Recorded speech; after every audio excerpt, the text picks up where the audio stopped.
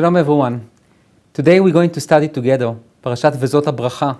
This is the last Parasha of Sefer Dvarim of the book of Deuteronomy, which basically brings to an end a year of learning that we did. We began with Parashat Bereshit and we end with Vezot Habracha. So I would like to talk a little bit about the connection between Vezot Habracha, the last Parasha in the book of Deuteronomy, and the beginning of Sefer Bereshit of the book of Genesis. But also we read Vezot Habracha on Simchat Torah, which is one of the most happiest days on the Jewish calendar. But unfortunately, we went through a year that began on Simchat Torah on October 7th, which brought tremendous sadness and grief to the entire Jewish people. Since then, we fight against an evil enemy and defeat him. But the price is tremendous.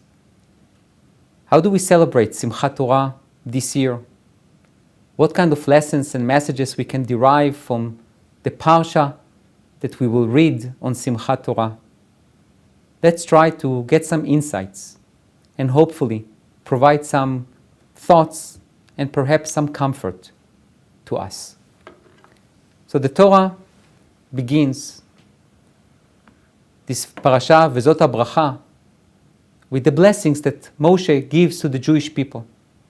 That's his last day, not only on the job, but his last day on earth. And he gives a blessing to every tribe and to the entire nation of Israel. Towards the end of the Parasha, really the last pasuk in this Parasha, when he talks about Moshe's death, it says the following: ולכל היד החזקה ולכל המורא הגדול אשר עשה משה לעיני כל ישראל. To all the strong hand and to everything that has related to the מורא הגדול, to the great fear. I'm just translating it very loosely. אשר עשה משה לעיני כל ישראל, that Moshe did in front of all the nation of Israel. What exactly are we talking about here? This is the last pasuk. So if you look at this last pasuk, this is like the essence of Moshe Rabbeinu. So what exactly is the Torah is trying to convey to us by saying לכל היד החזקה, לכל המורא הגדול? יד החזקה, the association is like Egypt, God with his strong hand, but מורא גדול, and Moshe did it in front of all the Jewish people. What exactly does it mean? What are the lessons that the Torah tried to convey to us in the last pasuk? So Midrash Tanaim, an ancient Midrash around probably the 2nd century, says the following: ולכל היד החזקה, when it says about Moshe Rabbeinu that he did it in front of all Israel, the yad החזקה, the strong hand, means אלו 10 מכות שהביא המקום על המצרים במצרים, שנאמר בהם נטה את ידך על ארץ מצרים. Oh, so יד החזקה means that Moshe was God's agent, God's emissary, to bring the 10 plagues upon the Egyptians. ולכל המורא הגדול, אלו ענני הכבוד, שהיו מקיפות את ישראל, ואומות העולם רואים אותם והשכינה עליהן. And what does it mean, מורא גדול, tremendous fear? He says, those are the clouds. These heavenly clouds that protected the Jewish people, and the other nations will see them and they will be terrified. So one interpretation is that if I go back to the pasuk, ולכל היד החזקה, and to all these things that are related to the strong hand of whom? Of Hashem, that Moshe was the emissary.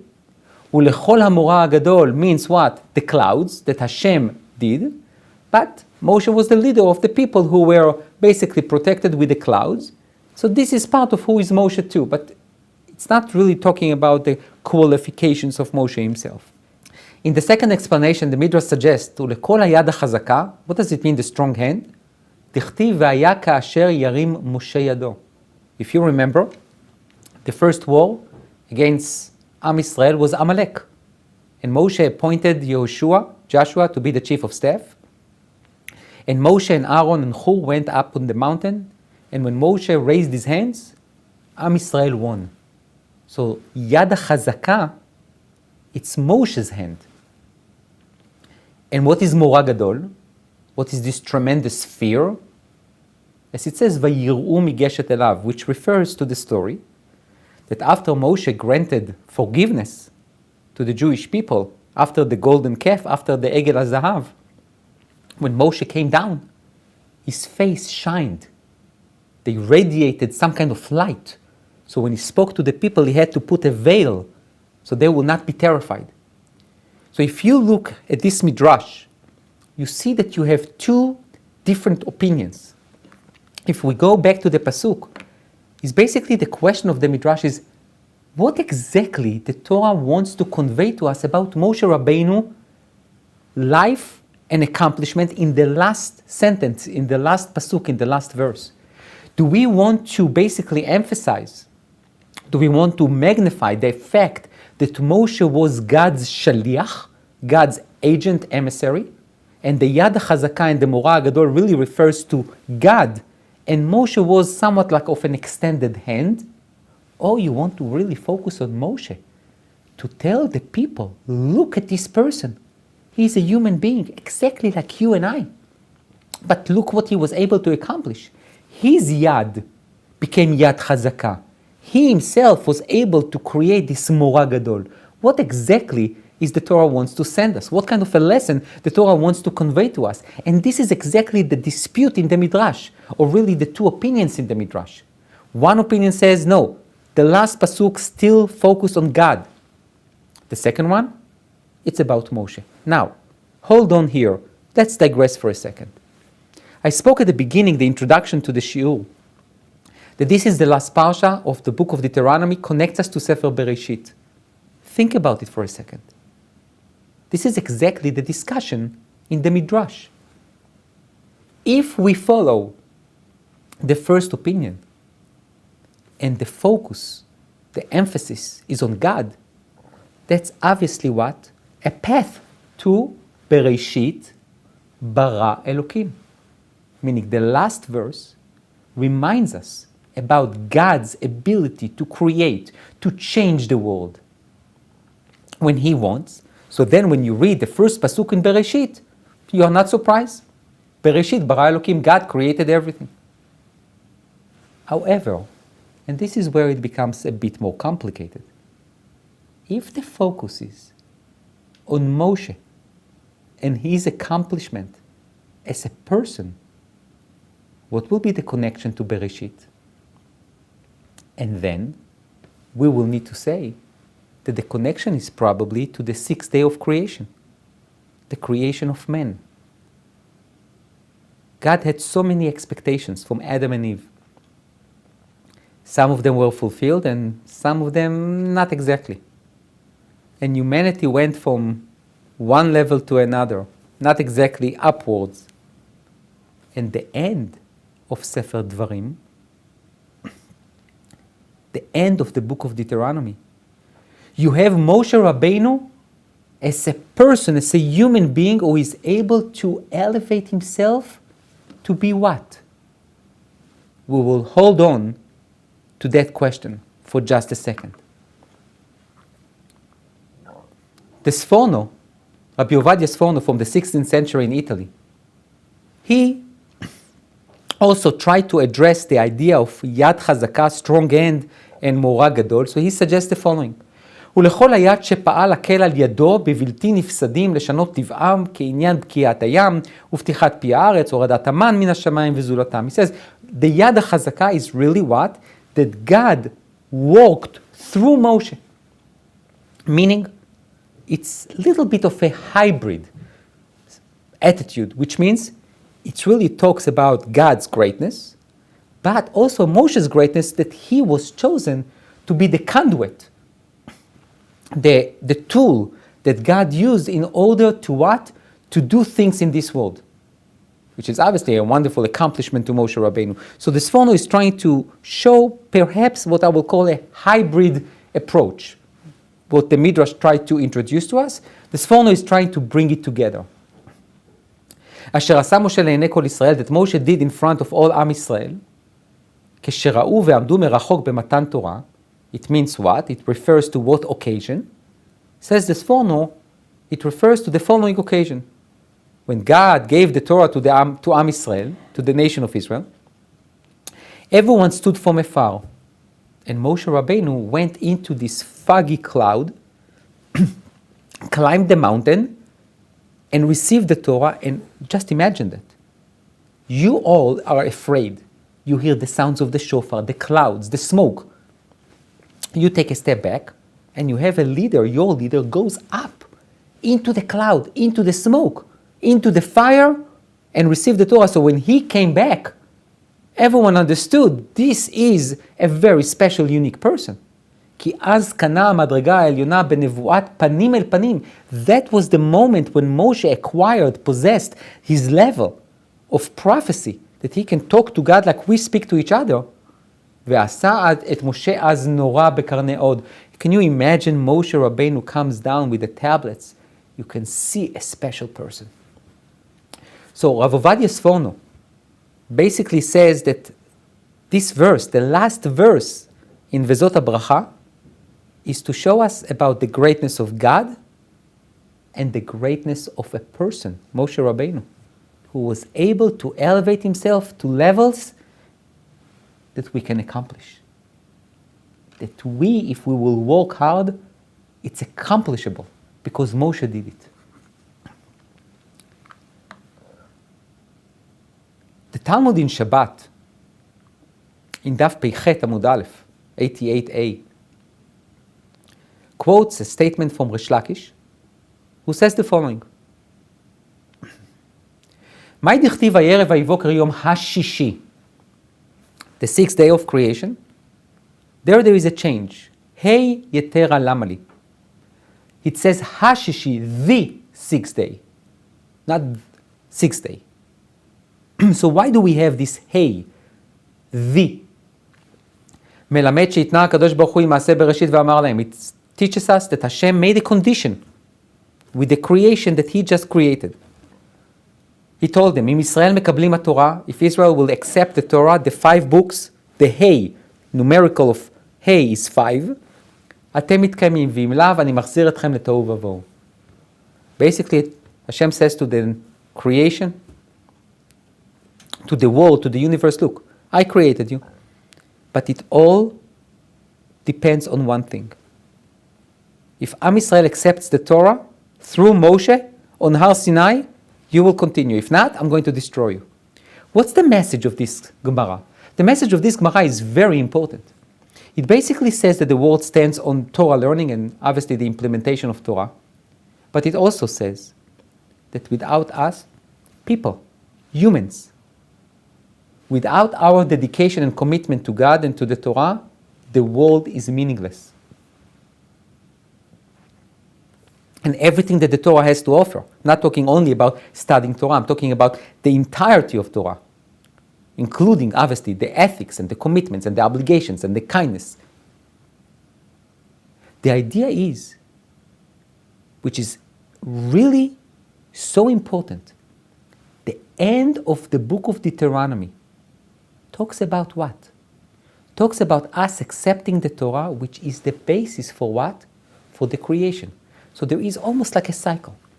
You start from Bereshit, you think God created the world, and what does it stand on? You need to go to the end of the Torah to understand that it stands on the Torah. And then when you learn the Torah, you ask yourself, okay, why is that so important to study Torah, to implement Torah, to do kindness, to do acts of kindness?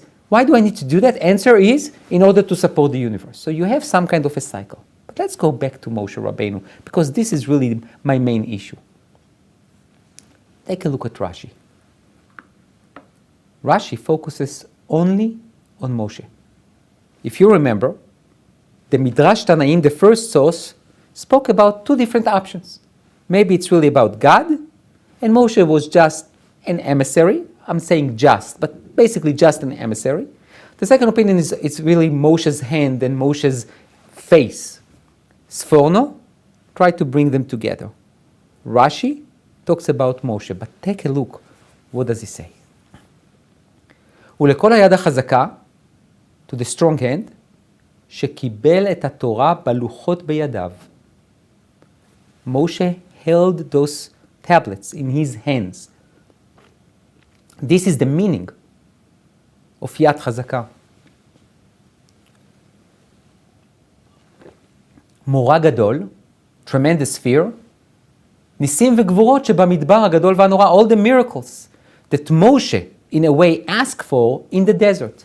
What does it mean לעיני כל ישראל? And this is so important. Rashi, French commentator, most famous one from the 11th century, says the following, שנשאו ליבו לשבור הלוחות לעיניהם, that he decided to break the tablets in front of the Jewish people when they are dancing with the golden calf. He takes those tablets, those godly tablets, and he breaks them in front of their eyes. שנאמר ואשברם לעיניכם, and I broke it in front of your eyes. והסכימה דעת הקדוש ברוך הוא לדעתו, שנאמר אשר שיברת, יישר כוח ששיברת. And God agreed with it. Now, take a look at what's going on in this Rashi. When Moshe went down with the tablets, not his, it's God. God told him to give it to the people. He looks at the people and they are dancing with the calf. What could he have done? Take the tablets, go up the mountain, give them to God, come down. Or put them aside and talk to the people. What does he do? He breaks them. He wants to shock the people. But leave alone the shocking reaction. There is a problem here. God never told Moshe to break those tablets.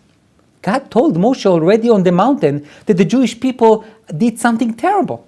But he never ordered him to break the tablets. Since when Moshe Rabbeinu is doing things that God did not command him to do? Answer is, Moshe basically creates some kind of an assessment, and he saw the people. They are dancing with the calf. They do not deserve those tablets. Not now, not forever. They need new ones. He broke them. Okay, that was his decision. But the idea of what Rashi is telling us is that God agreed with him. Can you imagine what this Rashi is telling us? God agreed with my decisions, with Moshe's decision. This is a human being decision without consulting God regarding God's given gift. And God says to Moshe, Kol hakavod, you did right, you did well. I'm proud of you. I agree with you. This is what a human being can accomplish. That God himself can tell him you are correct. This is probably the pinnacle of Adam, of a human being that God created. But it's even more than that. When you think about it, Moshe took tremendous risk. God could be very upset with him, says, what did you do? You broke the tablets that do not belong to you? Who are you? But Moshe did it because he says, I look at the people, they don't deserve it. Not only that they don't deserve it, I need to break it in order to shock them, and then we will need to rebuild. Specifically, from a crisis, from a terrible time. You can imagine Moshe Rabbeinu spending 40 days and 40 nights up there thinking that the Am Yisrael is waiting and anticipating him coming down and studying Torah and learning Torah and implementing kindness and good deeds. And then he comes down and you see them dancing with the golden calf. This is the low of the low. And Moshe Rabbeinu sees this crisis as an opportunity to grow. He sees this time of darkness as the beginning of a new light. He breaks the tablets in front of their eyes, believing that there is a chance to change. There is a chance to start anew.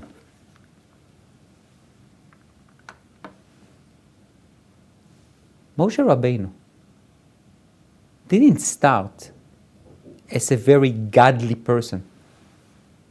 If you remember, when he had to flee from Egypt after he killed the Egyptian, and he stayed by the well, and he saved the daughters of Yitro. When Yitro asked them, who saved you? They said, Vatomarna ish mitzri tzilanu miyad haroim. An Egyptian man saved us. And he also watered the flock. Who is this ish mitzri? This Egyptian man is Moshe Rabbeinu. Moshe Rabbeinu was looking like just an Egyptian man, just a regular person, nothing special. But look how he ends his life. Vezot Habracha asher berach Moshe, ish Elokim, the man of God. From an Egyptian man to a man of God. How can you transform yourself like that? What's his Moshe's secret? So take a look. In Bereshit Aleph, the Parasha that we're going to read Bezrat Hashem in the coming Shabbat, ויברא אלוקים את האדם בצלמו, בצלם אלוקים ברא אותו זכר ונקבה ברא אותם. God created us with his image, which means we have the capabilities to transform ourselves from Ish Mitzri, from just an Ish Mitzri, from just an Egyptian man, from a simple person to Isha Elokim, to the man of God, to someone who was created in the image of God. And this is exactly what the Midrash asks. אמר רבי תנחומא, אם אלוקים למה איש? ואם איש למה אלוקים? If it says איש האלוקים, you can't have them both. איש is what? Is a human being. אלוקים, it's divinity. So how can you put them together? אלא, בשעה שהיה הושלך ליאור של מצרים איש, when they threw Moshe into the יאור, into the Nile, he was an איש. ובשעה שנהפך לדם, but when Moshe turned the river to blood, he became Elokim, which means had powers. He was able to come closer to the Tselem Elokim. דבר אחר, בשעה שברח מלפני פרעה איש, when he ran away from Pharaoh, he was איש מצרי. ובשעה ששיקעו, but when he caused Paro and all his army to basically drown in the sea, so then he became Elokim. דבר אחר, בשעה שעלה לרקיע איש, when he ascended to the mountain, he became איש, ומהו איש? לפני המלאכים שכולן אש. What is איש? Importance.